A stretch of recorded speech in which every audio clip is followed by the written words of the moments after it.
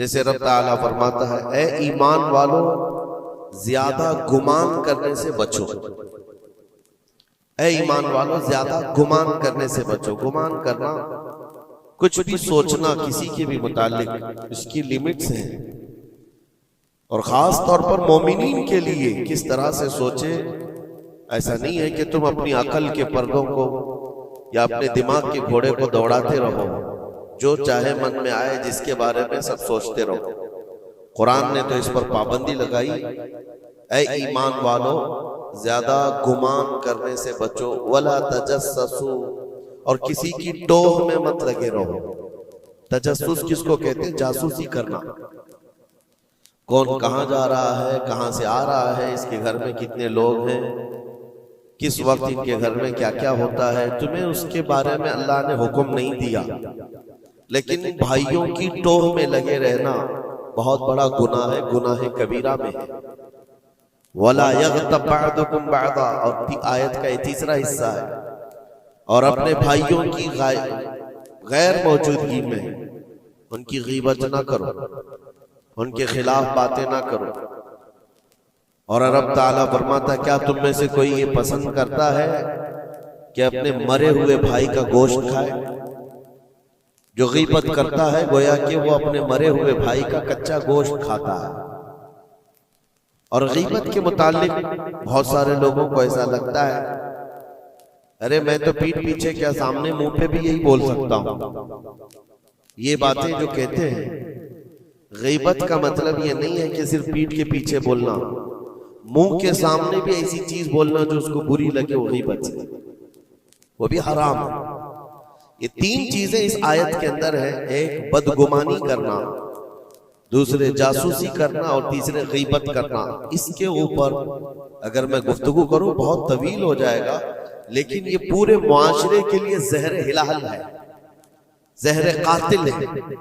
यहां से सोसाइटियां टूट जाती हैं, रिश्ते खत्म होने लगते हैं। बदगुमानी करना, शक करना, ये एक उसी की किस्म है।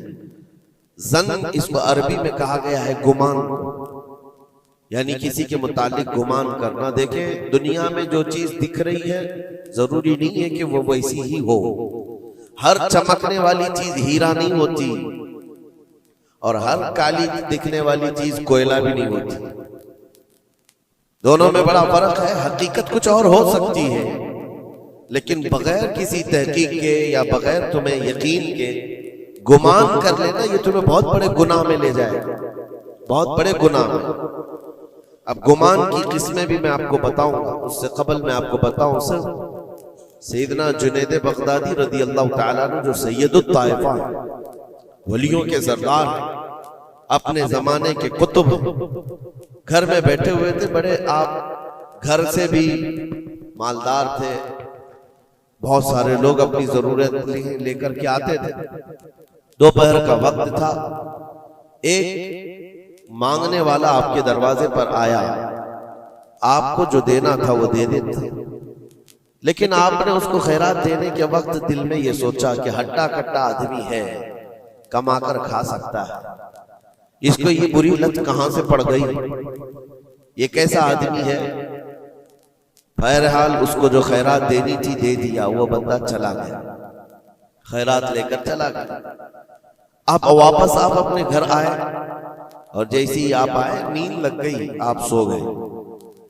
आपके सोने के बाद आपने ख्वाब देखा कि मैदान महशर कायम हो चुका है, हिसाब किताब हो रहा है, लोगों में नफसा नफसी का हाल है, फरिश्ते कुछ को पकड़ कर ले जा रहे हैं, कुछ का हिसाब कर रहे हैं। और जब हज़रत जुनैद बगदादी का नंबर आया तो दो फरिश्ते बहुत बड़ी थाल लेकर के आए, जिसमें कच्चा गोश्त था और खून टपक रहा था। जुनैद बगदादी से कहा गया कि ये लो, इसको खाओ। तो हज़रत जुनैद बगदादी ने कहा कि क्या मुझे नहीं जानते, मैं जुनैद, मैंने ऐसा कौन सा गुनाह किया कि मुझे इसकी सजा ये दी जा रही है। फरिश्तों ने कहा, ऐ जुनैद, क्या अपने मोमिन भाई के बारे में आज दिन में आपने बुरा गुमान नहीं किया? जो आपके दरवाजे पर आया उसके मुतालिक आपने बदगुमानी नहीं की? तो हज़रत जुनैद बगदादी रज़ियल्लाहु ताला अन्हु बिछक करके उठ गए, खौफ के मारे नींद खुल गई। और उसके बाद बेकरारी इतनी आई कि हाँ मैंने तो गुमान उसके मुतालिक गलत किया था। थोड़ा सा ऐसा भी नहीं है कि वो चोर है, डकैत है, डाकू है, ये भी नहीं, सिर्फ इतना सोचा था कि हट्टा कट्टा आदमी है, मांगता क्यों है। हज़रत जुनैद बगदादी अपने घर से निकले उस फकीर को ढूंढने के लिए कि जो मेरे घर आया था, और उसके बाद ढूंढते हुए उसके पास पहुंच गए। जा करके उससे माफी तलब की, कहा कि आज तू जो घर पर आया था मैंने तेरे मुतालिक ये गुमान किया था कि तू हट्टा कट्टा आदमी है और मांग कर खा रहा है। तो उसके बाद उस शख्स ने जो जवाब दिया वो हैरत में था। मेरे अजीजों, ना वो फकीर था, ना ही वो कोई कमजोर और मजबूर था, बल्कि अल्लाह के एक वली थे जो उनके इम्तिहान के लिए आए हुए थे। हज़रत जुनैद बगदादी रज़ियल्लाहु ताला अन्हु को उससे ज्यादा माल उन्होंने लौटाया और कहा, ऐ जुनैद, तेरे मकामात को अगर कोई चीज खत्म करती है तो मोमिनीन के मुतालिक बदगुमानी कर। अगर तू आज यहाँ ना आता तो तेरे मकामात रोक दिए जाते। आगे तुम न मारिफत और तरीकत के रास्ते पर बढ़ सकते, क्योंकि ये मर्ज है, ये बीमारी है। इस बीमारी ने तो हमारे मुआशरे को खराब किया हुआ है। बदगुमानी से बचो। यहां तक के लोगों ने बहुत जल्दी अपने दिमाग पर यकीन करके फैसले भी ले लिए हैं। आप मिसाल के तौर पर किसी घर से कोई निकल रहा है और आपने फौरन ये गुमान कर लिया कि ये इस घर में बदकारी करने के लिए गया था। आपकी नेगेटिविटी जो जहन में थी आपने गुमान किया और उस पर यकीन की मोहर भी लगा दी। ना उससे आपने जाकर पूछा कि कौन है, क्यों आया था। इसी तरह की एक और बात मैं आपको बताता हूं। हजरत शफीक बल्खी, बड़े बुजुर्ग, दरियाए दजला के किनारे आए, देखा कि एक मर्द, एक नौजवान है, औरत को गोद में सुलाया हुआ है दरिया के किनारे और शराब की बोतल हाथ में लिए बैठा है। इस तरह का माहौल तो बगदाद का नहीं था, पर्दे का माहौल था, इस्लामी माहौल था। लेकिन खुले आम कोई दरियाए दजला के किनारे इस तरह बैठे और वो भी औलिया की नजर पड़े तो उनके लिए तो बहुत हैरत की बात थी। हजरत शफीक बल्खी ने देखा, कहा, हाय अफसोस, जमाना कहां आ गया। लोग खुले आम औरतों को लेकर बाहर सोने में बाहर मजे करने लग गए और खुले आम अब शराब भी पी जाने लगी। शराब भी पी जा रही है, खुद भी पी रहा है, उस औरत को गोद में थोड़ा थोड़ा सा पिला भी रहा है। हजरत शफीक बल्खी ने कहा कि बहुत सख्त हालात हो गए बगदाद में, इतनी अय्याशियां मैं पहली मर्तबा देख रहा हूं। इसी असना में एक कश्ती दरियाए दजला में हिचकोले खाती हुई आ रही थी और उस कश्ती का बैलेंस बिगड़ा हुआ था, वो आगे बढ़ नहीं पा रही थी। इधर उधर करते करते अचानक वो कश्ती पलट गई, उसमें 10 लोग सवार थे, सबके सब दरिया में डूब गए। ये जो नौजवान किनारे पर बैठा था, उस औरत को जो गोद में लिए बैठा था, औरत को उठाया और उसको साइड किया, भागता हुआ गया दरिया के पार।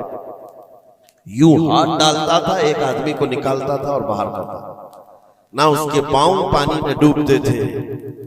यूं समझ ले कि जैसे दरिया में कोई खड़ा है और अपने हाथ डाल डाल करके निकाल रहा है। 9 आदमियों को उसने अपने हाथों से दरिया से निकाला और बाहर किया और उसके बाद एक आदमी बच गया था।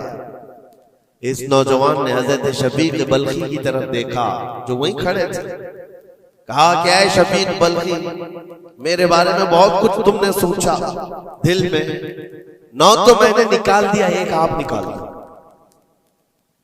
ये जो जान बचाया है मैंने, और रब तबारक व तआला ने फरमाया जिसने किसी एक की जान बचाई उसने पूरी कायनात की जान बचाई, पूरी दुनिया की जान बचाई। मैंने तो 9 को बचाया, आप एक बचाओ। आपने फरमाया इस सिलसिले में बाद में बात करेंगे, पहले उस आदमी को बचा लो, उस आदमी को बचा लो, मैं तुमसे इल्तिजा करता हूं। उसने 10वें को भी बचाया। उसके बाद हजरत शफीक बल्खी के दिल में एहसास हुआ कि मैंने गलत जगह गुमान किया। ये कोई आम आदमी नहीं है, आम इंसान नहीं है। इसके मुतालिक मैंने क्या क्या दिल में सोच लिया, क्या क्या गुमान कर लिया। तो आपकी आंखों में आंसू आ गए और कहा कि मुझसे बड़ी खता हो गई, मुझे माफ करें। लेकिन आपको अल्लाह ने ये ताकत दी है कि आप दरिया पर खड़े होकर इंसानों को बचा तो रहे हैं, लेकिन ये क्या है जो किनारे पर बैठ करके खुलेआम हो रहा है? किनारे दरिया के बैठकर ये खुलेआम क्या हो रहा है? उस नौजवान ने कहा, शफीक बल्खी, ये भी मैं बताता हूं, वो गोद में पड़ी हुई औरत कोई आम औरत नहीं, मेरी माजूर माँ है, बीमार है, और उसको दरिया के किनारे लाने का हकीमों ने हुक्म दिया। और मेरे हाथ में जो बोतल है ये दवा की बोतल है, उसको हर आधे घंटे पर पिलाया जाता है। मैं भी पीता हूं और मेरी माँ को पिलाता हूं। सिर्फ इलाज की गर्ज से मैं यहां पर बैठा हुआ हूं। और आपने अपने दिमाग में क्या क्या सोच लिया कि बगदाद तबाह हो गया, अय्याश हो गया, नौजवान औरतों को लेकर आके बैठने लग गए, शराब पीने लग गए। मेरे अजीजों, ये बहुत बड़े वली कामिल की बात कर रहा हूं, हज़रत शफीक बल्खी। लेकिन उनको खता का एहसास होता तो वो रोते, गिड़गिड़ाते और तौबा भी करते। हमारे तो हालात ऐसे हैं कि हमने तो बिल्डिंगें बना ली अपने गुमान पर, इमारतें बना ली, फलां के मुतालिक ऐसे ऐसे मामलात हैं, और उसी पर हम इमारतें बनाना शुरू कर देते हैं, जबकि हमारे पास यकीन के लिए एक दलील भी नहीं होती। मेरे अजीजों, बदगुमानी से बचने के लिए कुरान कहता है, या अय्युहल्लज़ीना आमनू इज्तनिबू कसीरम मिनज़्ज़न, ऐ ईमान वालों, ज्यादा गुमान करने से बचो, हराम है और कबीरा गुनाह है। यहां तक के फरमाया गया कि बदगुमानी करोगे मोमिनीन के मुतालिक, कल क़यामत के दिन फैसला होगा, और अगर तुम्हारा गुमान गलत निकला तो सारी नेकियां तुम्हारी उठाकर उस बंदे को दी जाएगी जिसके मुतालिक बदगुमानी किया था। और तुम नेकियों से अगर खाली थे तो ये मत समझना कि अब कुछ नहीं लिया जाएगा, बल्कि जिसके मुतालिक बदगुमानी किए थे उसके गुनाह उठाकर तुम्हारे ऊपर डाल दिया जाएगा। उसके हुकूक की पामाली है, ये हुकूकुल इबाद। इसलिए ये गुनाह ऐसा है, बल्कि एक मर्ज है जो लोगों के एतमाद को खत्म करता है, रिश्ते बिगड़ जाते हैं। मुझे याद है एक बात बहुत पहले की, हमारे जमाने तालिब इल्म, मैंने तकरीबन 8-10 साल देखा, दो गहरे दोस्त थे, बहुत गहरे दोस्त, एक साथ खाते थे, एक साथ जाते थे, मशहूर थी दोस्ती। और इत्तेफाक ऐसा हुआ कि एक महफिल में बैठे हुए थे, एक दोस्त जो है वो मुझसे बात कर रहा था, और उसका जो दूसरा दोस्त है वो दूर बैठा हुआ है। अब इस दोस्त ने मुझे कान में कुछ बात की, मैंने देखकर हंसा, वो भी मुझे देखकर हंसा, बात कुछ और ही थी। सामने वाले को ऐसा लगा कि हम उसके मुतालिक प्लानिंग कर रहे हैं, और उसको ये लगा कि हम उसके मुतालिक कुछ बुरी बातें कर रहे हैं, जबकि ना उसके नाम का मसला था, ना टॉपिक था, कुछ नहीं था। बस उस बंदे ने इस बदगुमानी की वजह से 10 साल तक बातचीत छोड़ दी। कई मर्तबा हमने बताया भी कि तुम्हारा मैटर नहीं था, तुम्हारा मसला नहीं था, सामने वाले को यकीन नहीं आता, सिर्फ और सिर्फ गुमान की बुनियाद पर कि वो मुझे देखकर हंस रहा था तो मेरे ही मुतालिक बात थी। ये अपने अकल के फतूर पर यकीन करके इमारतें बना लेना तुम्हें बहुत बड़ी गुमराही में ले जाता है। कई मर्तबा ऐसा होता है कि धोखा खा जाओगे। इसी सूरह हुजरात की एक और आयत में बताऊं आपको, अल्लाह करीम फरमाता, या अय्युहल्लज़ीना आमनू इन जाअकुम फासिकुम बिनबइन फतबय्यनु अन तुसीबू कौमन बिजहालतिन फतुस्बिहू अला मा फअलतुम नादिमीन। ये बदगुमानी करने का एक और जरिया, एक रास्ता है। क्या है? अल्लाह फरमाता, जब तुम्हारे पास कोई फासिक आदमी खबर लेकर के आए तो उसकी तहकीक कर लो। ये अल्लाह का हुक्म है। कोई फासिक आदमी, फासिक कौन है इसकी मिसालें आपको मिल जाएंगी। जो खुलेआम गुनाह करता है वो फासिक है। फासिक आदमी जब तुम्हारे पास खबर लेकर के आए तो रब फरमाता उसकी तहकीक कर लो, वरना ये होगा कि अनजाने में तुमको शर्मिंदगी उठानी पड़ेगी, तुम अपने किए पर बाद में पछताओगे। अला मा फअलतुम नादिमीन, तुम शर्मिंदा हो जाओगे। अक्सर ऐसा होता है कि कोई खबर लेकर के तुम्हारे पास आया और आज के जमाने का बड़ा फासिक ये व्हाट्सएप है, ये बड़ा फासिक है। इसकी बातों पर कौन यकीन करे? मेरे अजीजों, लोग तो सिर्फ एक दूसरे की एडिट की हुई तस्वीरों को देख करके ईमान ले आ जाते हैं, है ना? ऐसा हकीकत है। व्हाट्सएप यूनिवर्सिटी के फारिगीन तो अभी जमाने में बहुत है, इनकी नॉलेज सिर्फ और सिर्फ उसी से है, इंटरनेट से, व्हाट्सएप से। जबकि इनकी तहकीकात पर अगर लग जाए तो असल वजूद में कुछ है ही नहीं। इसीलिए मेरे अजीजों, बदगुमानी करने से बचो, बदगुमानी करने से बचो। जिसकी असल ही ना हो उस चीज के फैलाने का हम सबब बन जाते हैं कई मर्तबा। अल्लाह करीम हमें इस बलाए अजीम से महफूज रखे। मुझे एक बात याद आती है, मैंने पढ़ा था ट्रेन में एक आदमी सफर कर रहा है और उसके साथ 3 बच्चे हैं। बड़े बेटे की उम्र 7 साल की, दूसरे बेटे की उम्र 5 साल की, तीसरे की 3 साल की। छोटे बच्चे 7, 5 और 3 साल की उम्र के बच्चे हैं। अब वो बंदा जब ट्रेन में सफर कर रहा हो 3 बच्चों को लेकर के, और जब बैठा हुआ है ट्रेन में, कोई बड़ा उधर से कूदता है, कोई इधर से उछलता है। ये तीनों उछल कूद ऐसी मचाए हुए हैं कि इस मुसाफिर का आराम और सुकून गारत हो गया है। थोड़ी देर तो कोई बर्दाश्त कर लेगा, और उसके बाद मुसाफिर देख रहे हैं दूसरे। बड़ा मसला तो ये है कि उछल कूद तो बच्चे कर रहे हैं, बाप एक जुमला भी उनको मना नहीं कर रहा। ना बड़े से कहता है कि बैठ जा, ना छोटे को संभालता है। उछल कूद कर रहे हैं और ये खामोशी से बैठा हुआ है कोने में। सामने के पैसेंजर देखते रहे और कहा कि कितना बेगैरत आदमी है, बच्चों को ऐसे खुलेआम छोड़ा हुआ है, बैलों की तरह नाच रहे हैं। अब कानाफूसी भी शुरू हो गई। थोड़ी देर के बाद जब ये ज्यादा हो गया तो लावा फट ही जाता है लोगों का। कोई किसी की गोद में कूद पड़ रहा है, कोई उछल कूद करते हुए बच्चा किसी के यहाँ लटक जा रहा है।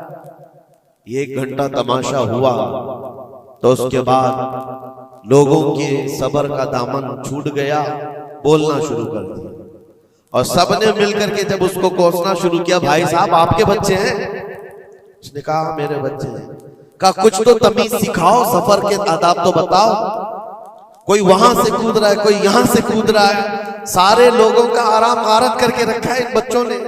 आप बाप हैं, आपको तमीज नहीं आती, आपको तरबियत का अंदाज नहीं मालूम। सबकी डांट डपट सुनता रहा और उसके बाद थोड़ी देर के बाद भुर्राई हुई आवाज निकली, उसकी दर्द भरी आवाज निकली। कहा मैं इनको तरबियत अच्छी तरह से देता हूं, तमीज भी है सब, लेकिन मसला यह है कि आज ही सुबह इनकी माँ मेरी बीवी का घर में इंतकाल हो चुका है। वो मैके गई हुई थी, ये बच्चे मेरे पास थे। मुझे सुबह खबर आई है इनकी माँ का अचानक दौरा पड़ने से इंतकाल हो चुका। मैंने अभी तक इन बच्चों को बताया नहीं कि इनकी माँ का इंतकाल हुआ। ये जितना उछल कूद कर रहे हैं, खेल रहे हैं, अभी घर पहुंचेंगे तो इनकी सारी खुशियां खत्म हो जाएंगी। ये अपनी माँ की मुर्दा लाश को देखेंगे तो सारा उछल कूद चला जाएगा। बस मैं इसलिए इनको इतनी देर के लिए छोड़ा था कि जितनी देर खुशी मना सके मना ले, फिर जिंदगी भर इनको मां को खोने का एहसास तो सताता ही रहेगा। बस इतना जुमला उसका निकला तो हिचकियां बंद गई। जो बगल में मौजूद मुसाफिर थे सबकी आंखों में आंसू आ गए। अब कोई बच्चे को उठाता चूमता था, कोई उसको गोद में उठा रहा है। बच्चों को खबर नहीं है कि इनकी मां का इंतकाल हुआ है और ये बंदा उनको सफर पर ले जा रहा है। लेकिन थोड़ी ही देर के लिए दूसरे मुसाफिरों ने क्या क्या बदगुमानियां कर ली। मेरे अजीजों, किसकी जिंदगी में क्या चल रहा है आपको खबर नहीं है। कई लोगों की जिंदगियों में समंदर मौजें मार रहा है और आप उसे देख करके न जाने बेगैरत समझ लेते हैं, कभी उसको बदतमीज समझ लेते हैं। ये बदगुमानियां हैं जो बंदे को यहां तक ले आती है। और बदगुमानी करने का एक तरीका यह भी है कि हज़रत इमाम राजी फरमाते बंदा बसा औकात काफिर भी हो जाता है, कुफ्र तक चला जाता है बंदा, क्योंकि गुमान पर अगर यकीन करने लग जाए। इसलिए बचो इन चीजों से। और मोमिनों की इज्जत को पामाल करना ये आसान नहीं है। सिर्फ और सिर्फ मैंने कई मर्तबा देखा है, उड़ती उड़ती खबरें आती हैं तो हम उस पर यकीन करने के करीब हो जाते हैं। अल्लाह हमें भी इसकी हिदायत दे। ये बहुत बारीक चीज है जिससे बचना नामुमकिन नहीं तो मुश्किल जरूर है। मेरे अजीजों, इससे बचने का एक तरीका ये है, बंदा ये सोच ले कि मुझे रब ताला ने इस दुनिया में किस लिए भेजा है। सबका हिसाब किताब लिखने के लिए भेजा है। सारे लोगों का अमाल नामा मुझे देख पूछा जाएगा क़यामत के दिन, फलां क्या करता था, फलां क्या करता था। जब मुझे रब ताला ने इसका मुकल्लफ ही नहीं बनाया तो खामखा दूसरों की जिंदगियों में क्यों दखल अंदाजी करूं, क्यों लोगों के मुतालिक गुमान पाल करके बैठूं। आपको इस रुए जमीन पर जो भेजा गया वो अल्लाह ने अपनी इबादत के लिए भेजा है, अपनी रजा के लिए। हम उसकी रजा तो हासिल ना कर सके, उसकी इबादत में कामिल हो नहीं सके, और दूसरों के अयूब पर हम लोगों ने अपनी पूरी एनर्जी खर्च करना शुरू कर दिया। अजीजा निगरानी वक़ार, ये पुरफितन दौर ऐसा है। अब मैं जो किस्में बता रहा था जन की, देखें बसा औकात बंदे से बंदे का गुमान अपनी जगह पर। आप मेरे बारे में क्या सोचते हैं मुझे मालूम नहीं, मैं आपके बारे में क्या सोचता हूं वो आपको भी नहीं मालूम। ये तो बंदों का गुमान है, लेकिन बंदा रब से जो गुमान रखता है ये भी बहुत बड़ा मसला है, बहुत बड़ा मसला है। इसको आसान मत समझे। ये दिमाग के घोड़े जब दौड़ते हैं इस पर कंट्रोल भी तो नहीं होता है, कहां तक जाएंगे गुमान। मुस्लिम शरीफ की हदीस है, मेरे आका सल्लल्लाहु तआला अलैहि वसल्लम फरमाते हैं, शैतान तुम्हारे पास आता है गुमान के रास्ते से। तुम सोचने लगते हो आसमान को किसने बनाया, ये सोच ही तो है। तुम्हारा दिल जवाब देता है अल्लाह ने बनाया। जमीन को किसने बनाया, अल्लाह ने बनाया। चीजें सोचते जाते हो उससे पहले क्या था, उससे पहले क्या था, इससे पहले क्या था। और ये जब दिमाग के घोड़े दौड़ने लगे, तुमने उसको नकील नहीं थामी तो ये लेकर के जाता है दिमाग। आखिर में ये गुमान डालता है फिर अल्लाह से पहले क्या था, या फिर अल्लाह को किसने बनाया। यहां आकर के तुम्हारे ईमान पर डाका पड़ जाता है और तुम शशोपंज में रह जाते हो। खुद से अगर कुछ सोचकर फैसला कर लिया कि अल्लाह के पहले ऐसा था या अल्लाह ऐसा था, नाउज़ बिल्लाह, तो कुफ्र हो गया। एक गुमान के रास्तों को आजाद छोड़ने का हुक्म नहीं दिया गया है। इसीलिए मियां हम और आप तो छोड़े, औलिया की बात भी छोड़े, उम्मत के जो सबसे आला किस्म के लोग थे वो सहाबा थे।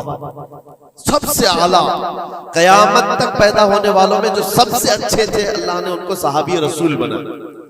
सहाबा इकराम बात कर रहे थे आपस में किस मसले में, तकदीर के बारे में, तकदीर के मुतालिक बात करें। तकदीर के बहुत सारे मसले इसमें दिमाग की गिरें ऐसी आजाद हो जाती है, बंदा सोचने लग जाता है। तकदीर क्या है, जो कुछ भी दुनिया में होने वाला है अल्लाह ताला ने उसको पहले से लिख दिया है। ये यकीन है कि नहीं आपका तकदीर?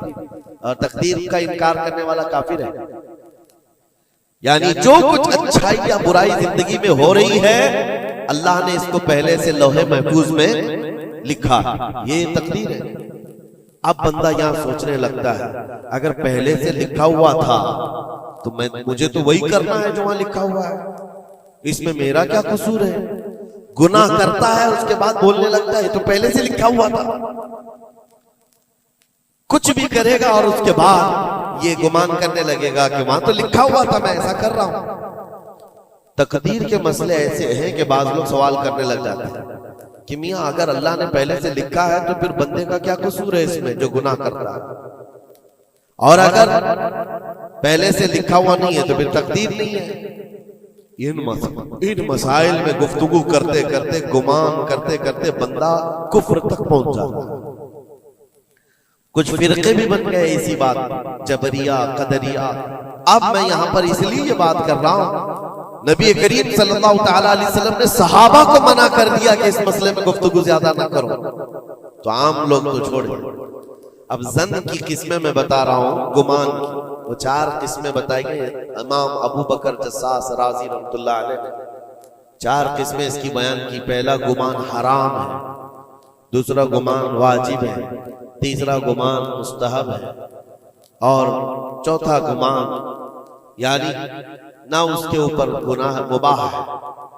उसकी किस्में हैं जिसमें से पहला गुमान जो हराम है, और एक गुमान को तो उन्होंने कुफ्र भी कहा।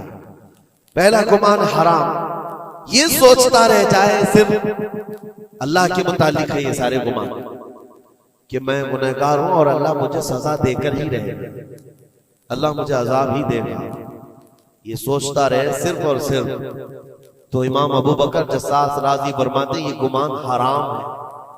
रब कहार जरूर है, रब जब्बार जरूर है, लेकिन गफ्फार भी है और सत्तार भी। तुमने अगर सिर्फ यही गुमान किया कि मुझे सजा देगा, मुझे सजा देगा, तो ये गुमान हराम है।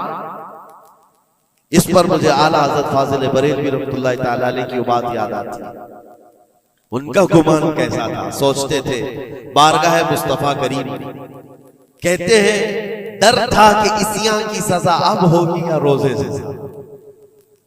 डर था कि गुनाहों की सजा अब होगी या रोजे जजा, दी उनकी रहमत ने सदा, ये भी नहीं वो भी नहीं, यहां भी नहीं होगी वहां भी नहीं होगी, रहमत ने सजा आवाज दी। हाँ, गुनाहों के मुतालिक हमें तो गुमान है कि सजा होगी। मेरे अमाल का बदला तो जहन्नम ही था, मैं तो जाता मेरे सरकार ने जाने न दिया।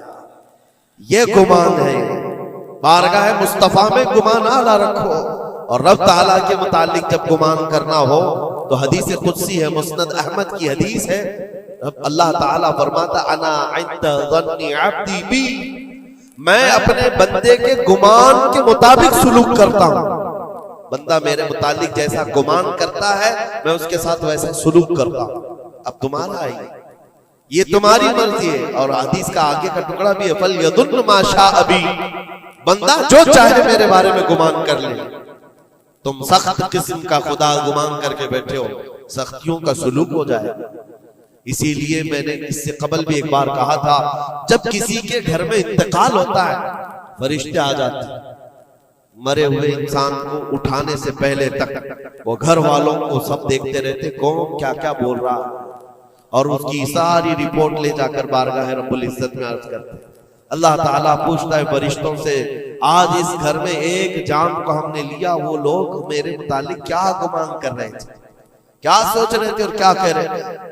फरिश्ते कहते हैं, ऐ मौला फलां कह रहा था कि मेरे घर पर बड़ा जुल्म हो गया, मेरा अजीज बच्चा ले लिया, मेरे घर पर ऐसी चीज आफत आ गई, सब बातें। तो रब तबारक व तआला फरमाता है, फरिश्तों गवाह हो जाओ, उन्होंने जैसा मेरे मुतालिक गुमान किया, अब मैं उनके साथ वैसा सलूक करूंगा, दुनिया में भी और आखिरत में भी।